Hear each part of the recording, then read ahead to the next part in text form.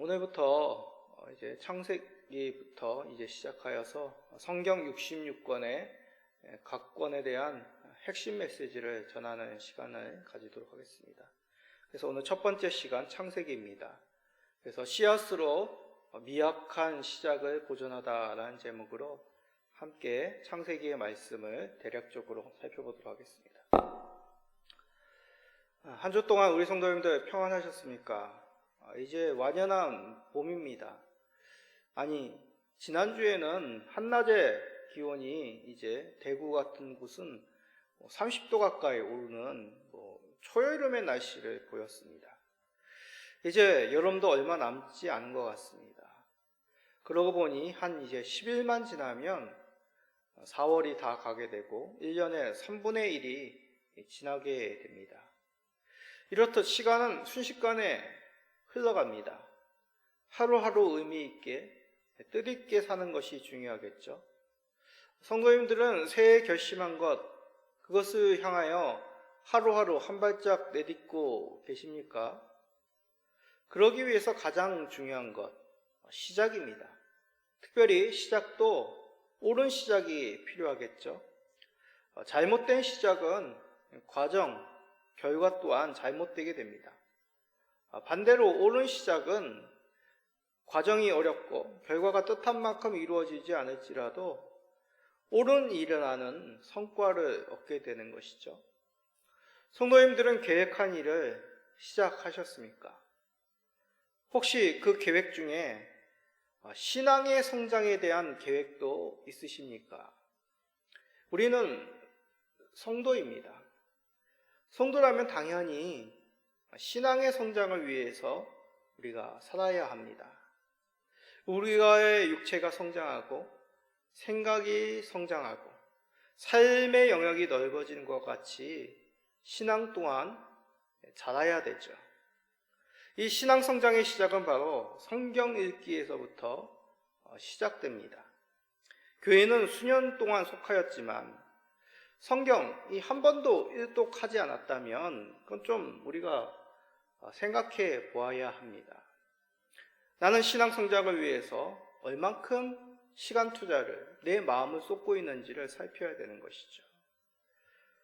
만약 일독을 한 번도 하지 않으셨다면 이제 시작하십시오. 시작이 중요합니다. 오늘부터 주일 오전에 성경 66권 각 권에 대한 핵심 메시지를 설교하고자 합니다. 기독교인이라면 이 성경에 대한 기본적인 지식을 가지셔야 되는 것이죠. 이단들이 득세하는 이유 중 하나가 바로 성경을 잘 모르기 때문입니다. 성도들이 성경에 대해서 잘 모르기 때문에 이단의 교리가 통하는 것이죠. 그러나 이 뜻은 반대로 성경을 온전히 가르치지 않기 때문이기도 합니다. 우리가 이 말씀을 통하여 성경의 가르침을 통하여 성도로서 바른 신앙을 가지고 옳은 일을 시작하시는 우리 모든 성도님 되시기를, 하나님의 자녀로 바른 삶을 살아가시는 모든 성도님 되시기를 간절히 기도드립니다.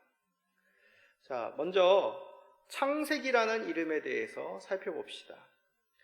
사물이나 사람도 이름을 통해서 그 대상이 어떤지를 알게 되죠. 한진우라는 그 사람이 그 이름을 통해서 여러분들 마음 가운데, 생각 가운데 이해가 되고 또 떠오르기도 하실 것입니다.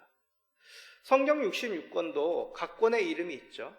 각 권의 의미를 알려면 이 이름을 살피는 것이 먼저입니다.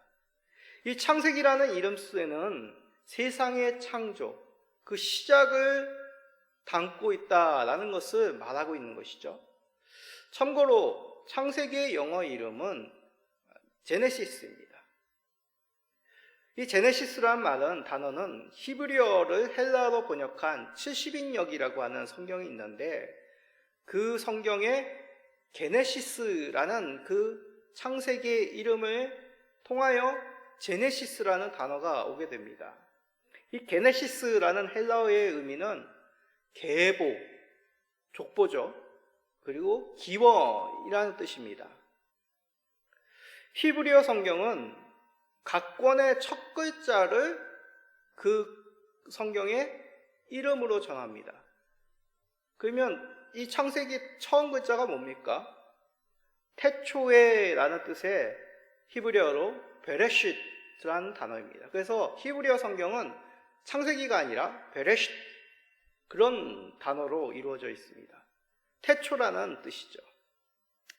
자, 이 정도는 상식 정도로만 참고해 주시기 바랍니다.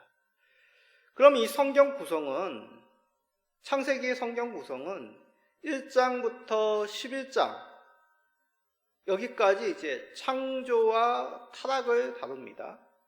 그리고 12장부터 50장까지, 마지막까지는 하나님께서 선택한 그의 백성들, 바로 족장들이죠. 이스라엘 족장의 이야기로 후반부는 이루어져 있습니다. 그래서 전반부는 창조 타락, 12장부터 후반부는 이스라엘 족장 이야기입니다. 그래서 이것을 요약하면 창조, 타락, 약속이라는 단어로 요약할 수 있습니다. 창세기를 창조, 타락, 약속이라는 단어만 생각해도 연상할 수 있는 것이죠. 이를 또 다르게 표현하면 오늘 말씀의 제목에 담긴 단어들로 표현할 수 있습니다. 바로 시작, 씨앗입니다. 시작이란 세상 만물의 시작, 인류의 시작, 죄악의 시작, 그리고 하나님께서 선택한 그의 백성들을 시작, 그를 부르셨다, 시작하여 그를 부르셨다라는 그런 의미이죠. 자, 이제 본격적으로 창세기의 내용 처음부터 다뤄 봅시다. 자, 1장 1절, 잘 아시는 말씀이죠. 한번 읽어봅시다. 태초에 하나님이 천지를 창조하시니라. 자, 먼저 하나님께서 세상을 창조하셨다라고 창세기의 말씀을 시작합니다. 아마 이 내용은 일반인들이 예수님의 부활 사건과 더불어서 가장 기독교를 공격하는, 폄하하는 내용일 것입니다.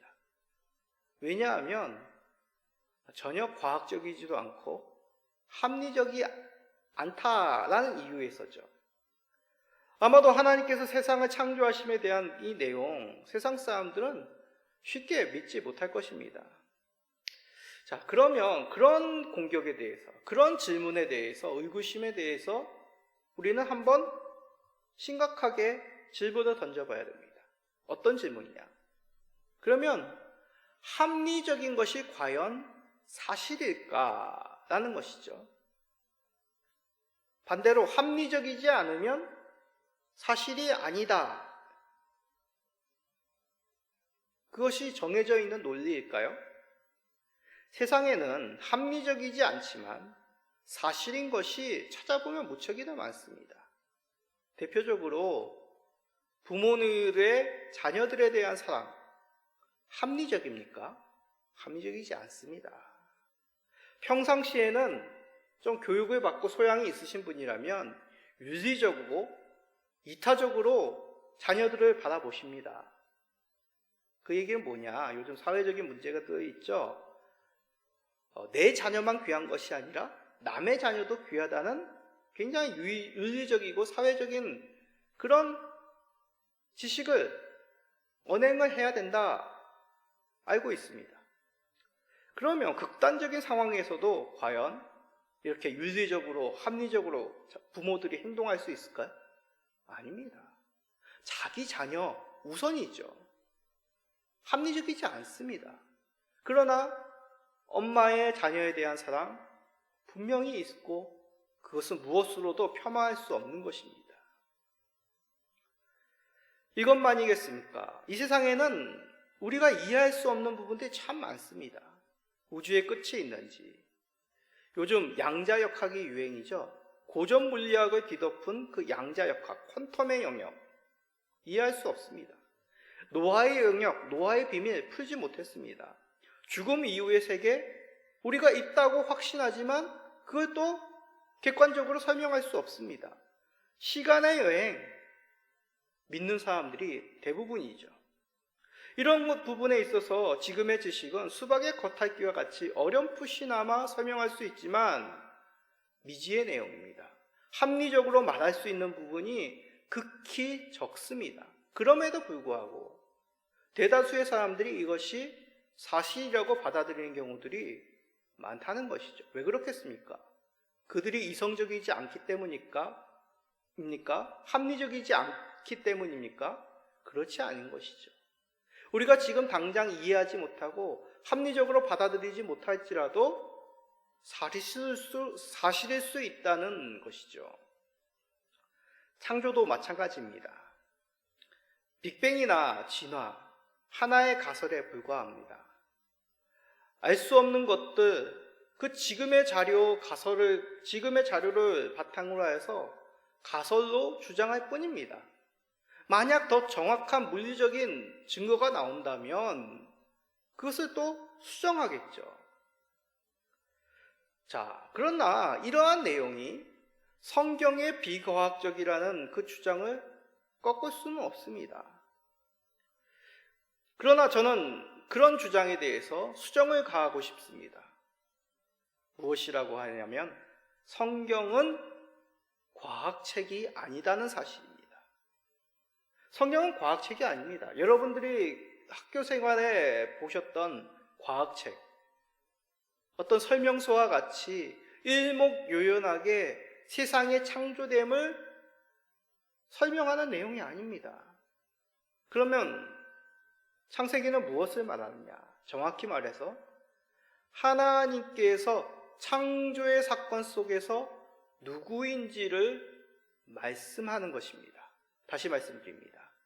창세기는 하나님께서 세상의 창조자이시며 주관자임을 말씀하고 있다는 얘기죠. 그 가운데는 인류의 시작도 포함이 됩니다. 이 사람은 하나님께서 창조하신 특별한 하나님의 창조물이라는 얘기죠. 자, 우리 주일학교 때 많이 읽었던 창세기 2장 7절 읽어봅시다.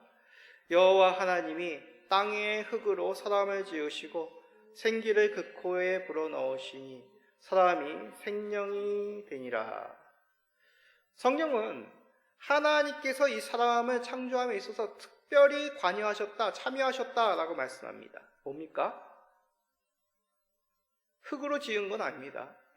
2장에 보면 에덴 동산의 동물들도 흙으로 하나님께서 지으셨습니다. 특별한 사람의 창조됨, 바로 하나님께서 직접 그 코에 생기를 불어넣으셨다는 것이죠. 생기는 영을 의미합니다. 영. 히브리어로 영의 뜻입니다. 영. 영적인 존재라는 얘기죠. 육적인 존재만 있는 것이 아니라 저와 여러분에게는 뭐가 있다고요? 영이 있습니다. 영. 이 뜻은 여러분이 죽으면 유령이 된다는 의미가 아니라 하나님의 형상을 닮아서 영이신 우리 하나님과 교제할 수 있는 그런 특권을 소유하고 있다라는 그런 의미입니다. 성도님들은 생물학적인 관계에서 우연의 산물로 보시는 것이 나의 가치를 온전히 드러낸다고 생각하십니까? 아니면 하나님께서 특별한 창조의 뜻을 가지시고 계획 가운데 나를 특별한 목적으로 창조하신 것이 나의 가치를 온전히 드러난다고 생각하십니까? 생각은 자유이겠지만 저는 후자라고 믿습니다. 우리는 확률과 우연의 존재가 아니라 하나님의 형상을 입은 특별한 존재입니다. 하나님의 섭리 가운데 하나님과 교제할 수 있는 특권을 주신 거룩한 걸작품이죠. 그러기에 우리는 하나님이 주신 이 특별한 권리, 의무를 지켜야 될 하나님의 형상입니다. 한번 성도님들 귀찮지만 따라해 보실까요? 우리는 하나님의 걸작품이다. 우리는 특별한 존재이다. 하나님은 우리에게 특별한 계획이 있으시다. 예, 아멘. 이를 믿으시고 나에 대한 하나님의 계획, 그것을 발견하시오. 의미 있는 인생을 살아가시는 우리 모든 성도님 되시기를 간절히 기도드립니다. 자, 그런데 하나님께서는 우리 사람을 다른 동물이나 기계와 같이 창조하지 않으신 특별한 존재라고 하셨습니다. 우리를 특별하게 창조하셨다고 하셨습니다. 그게 뭘까? 하나의 형상을 입었다는 것, 영이라는 존재, 영이라는 또한 것이 있다는 것과 더불어서 자유의지를 주셨습니다. 선택을 하게 하셨다는 얘기죠. 왜 이런 자유의지, 선택의 권리를 주셨을까? 앞에서도 말씀드렸듯이 우리가 하나님의 형상이기 때문에 그렇습니다. 하나님의 형상을 잘 드러낼 수 있으면 어떻게 해야 될까요? 하나님과 비슷하게 창조해야 되는 것입니다. 그래서 하나님의 형상대로 우리를 하나님과 같이 선택할 수 있는 권리를 우리들에게 특별히 또 선물로 주신 것이죠. 특권입니다. 그런데 사람은 어떻습니까? 이 특권으로 하나님의 그 창조의 섭리 가운데 살아가는 것이 아니라 어떻게 합니까? 자신의 욕망을 선택하죠. 그것이 바로 성경에서 말하는 죄입니다. 저번에도 말씀드렸듯이 죄라는 것은 어떤 목적에서 벗어나는 것, 그것이 바로 죄가 가지고 있는 단어의 의미입니다. 관역을 향하여 쐈는데 과정에 맞지 않고 그것에 벗어나는 것이 바로 죄의 뜻입니다. 의미입니다. 하나님이 창조하신 그 목적에서 벗어난 것이 바로 죄라는 얘기죠. 에덴에서부터 아담과 하와는 하나님과 동등되려고 선악을 알게 하는 열매를 따먹습니다. 선악과죠. 근데 이것은 단지 과수원 농장의 모습처럼 하나님께서 내 거 왜 네가 따먹었어? 그 약속 지켜야지. 그런 의미가 아니란 얘기죠.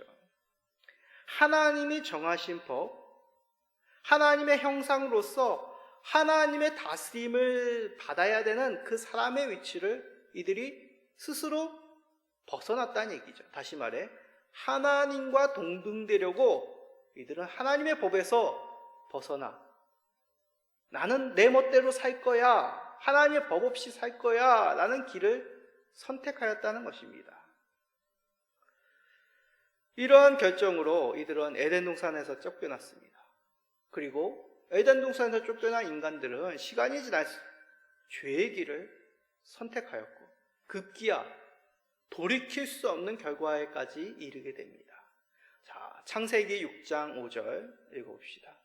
여호와께서 사람의 죄악이 세상에 가득함과 그의 마음으로 생각하는 모든 계획이 항상 악할 뿐임을 보시고, 여기서 가득함, 항상이라는 단어 속에서 우리 인간이 가지고 있는 죄된 본성, 그 참혹함을 우리가 알 수 있습니다.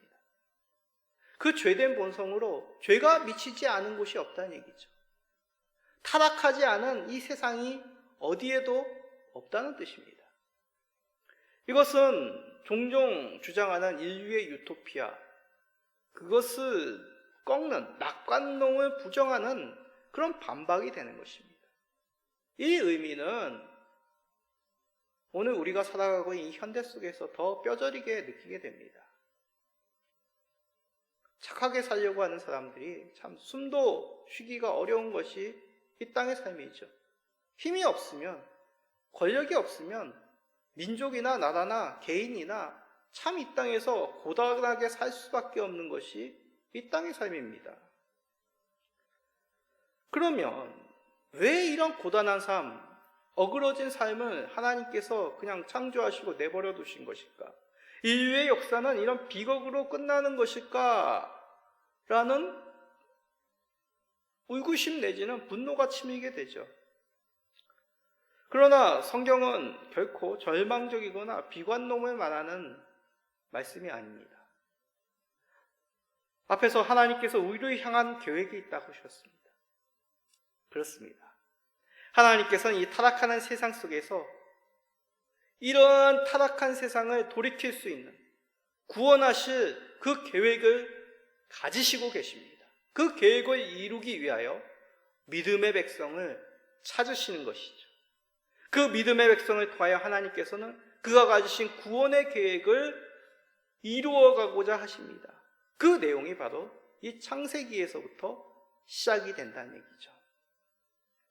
하나님께서는 특별히 이 구원의 계획을 창세기 가운데 계보를 나열하시면서 드러내십니다. 자, 창세기에는 총 10번의 족보가 나옵니다. 10개의 족보가 나옵니다.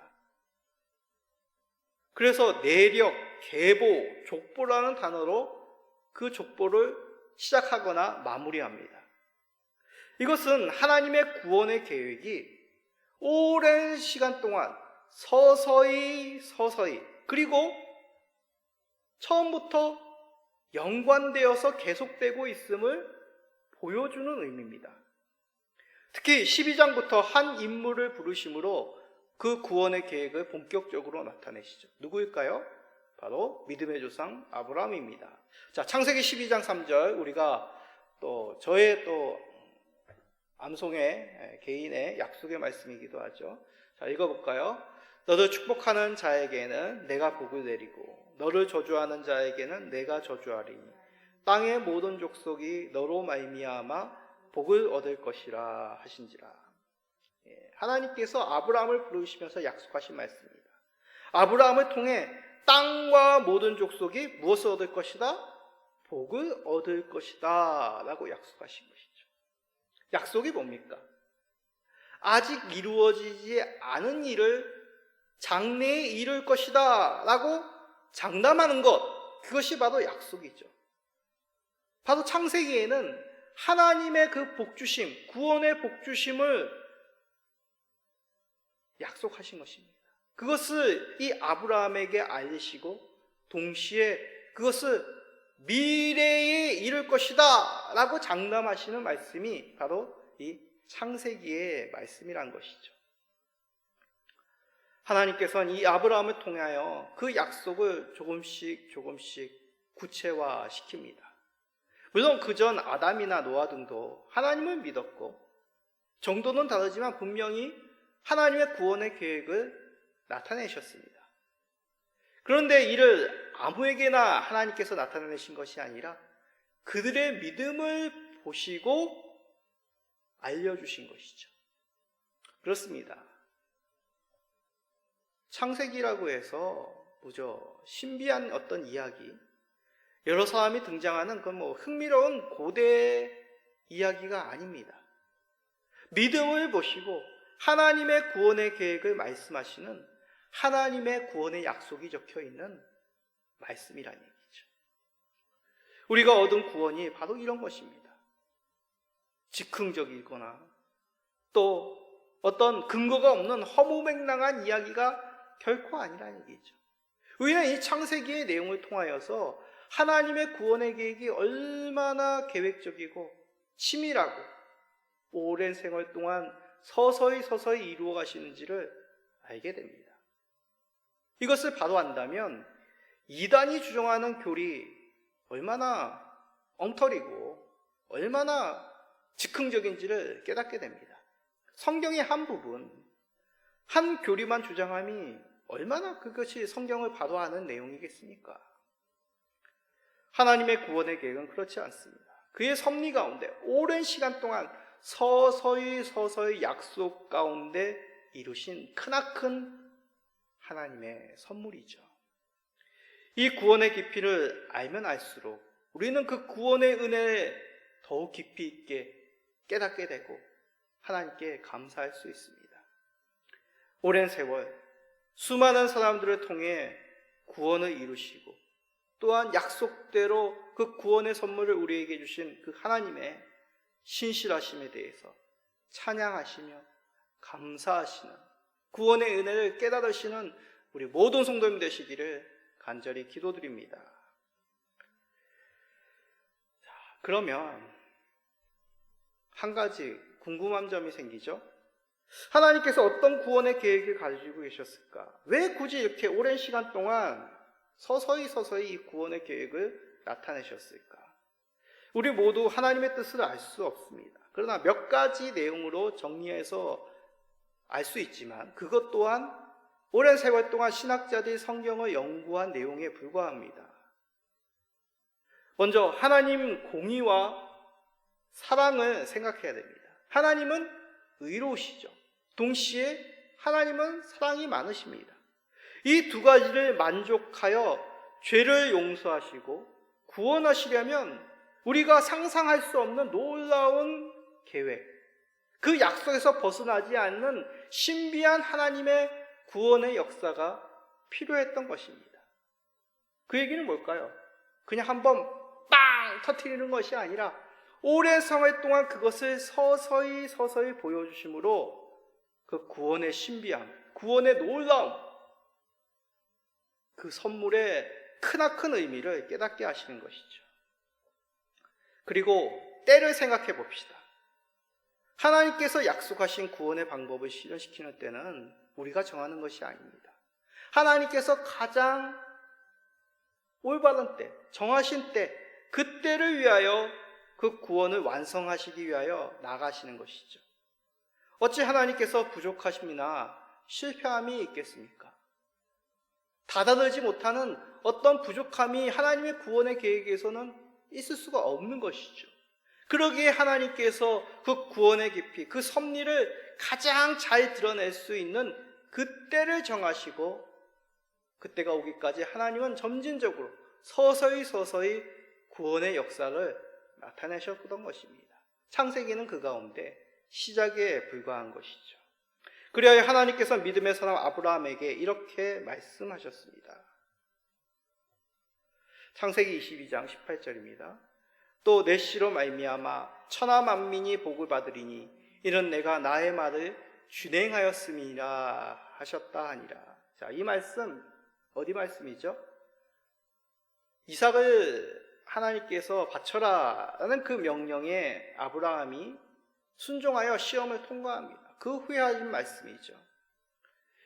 이 얘기는 무슨 말입니까? 하나님께서 왜 이삭을 받지 않으셨죠? 이삭이라는 육체를 통하여, 혈통의 육신을 통하여 구원의 은혜를 베푸시려고 했던 것이 아닙니다. 그를 통해 오게 될 씨로 말미암아 천하 만민을 구원할 것이다 라고 말씀한 것이죠. 하나님께서는 이삭 대신 준비하신 순양을 연락하심을 통해 하나님께서 받으시는 그 구원의 통로가 무엇인지를 우리에게 알려주셨죠. 그런데 그 이 구원의 은혜, 아브라함 한 가문만 주신 것이 아닙니다. 뭐라고요? 천하 만민에게 전하여질 구원의 복음입니다. 그러기에 하나님은 이제 한 민족을 통하여 구원의 계획을 이루시죠.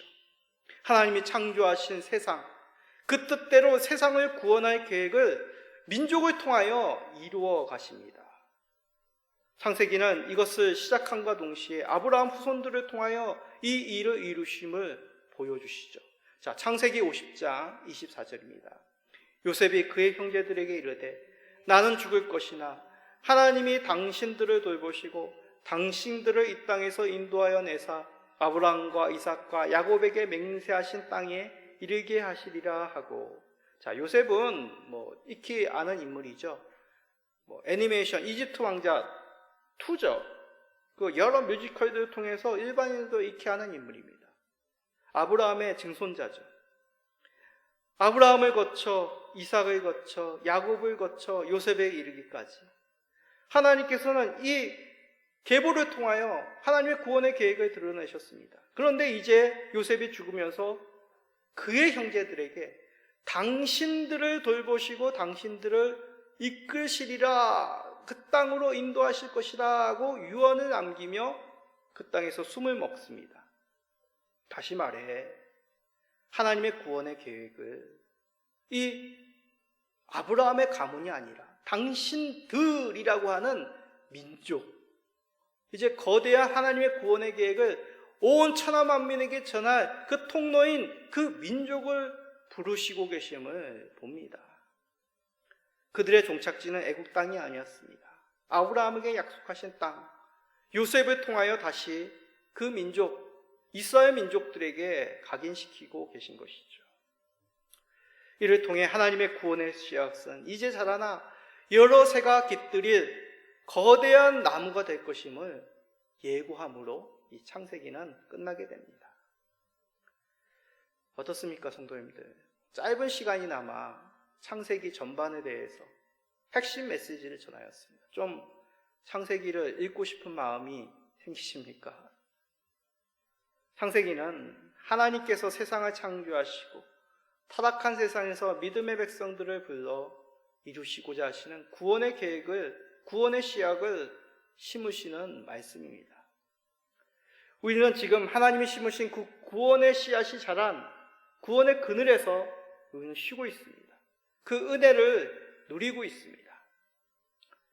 요셉이 유황원 같이 우리가 있을 곳은 이 땅이 아닙니다.